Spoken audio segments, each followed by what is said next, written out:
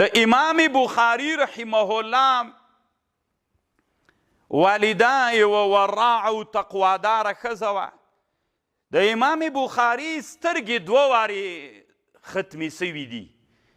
یو وار امام بخاري وړکی و، سترګو یې کار نه کو.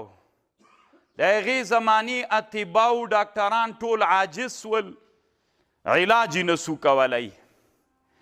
بې مور دعا وکړله، د شپې خوب ولیده، حضرت ابراهیم علیه السلام ورته په خوب راغی.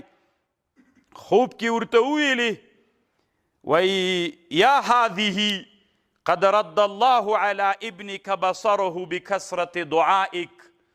د دې خپل زوی ته دعاوې ډېرې کوي، الله پاک دی تا د زوی سترګې بیرته در رد کړلې. الله پاک به دی تا د زوی سترګې جوړې کي. چې کله سحر راجیږه سوله چې ګوري الله پاک د محمد ابن اسماعیل بخاري رحمه الله سترګو دید شروع کړی. خو د هغه زمانه وه چې امام بخاري رحمه الله کشر هلک و لا تر اوسه پورې. امام الذهبي رحمه الله په سیر اعلام النبلا کې لیکي، علامه ابن الحجر په مقدمه د فتح الباري کې، او علامه خطیب بغدادي رحمه الله په تاریخ بغداد کې وایي یو وارې د امام بخاري سترګې بل وختم بیا ړندې سوې وې.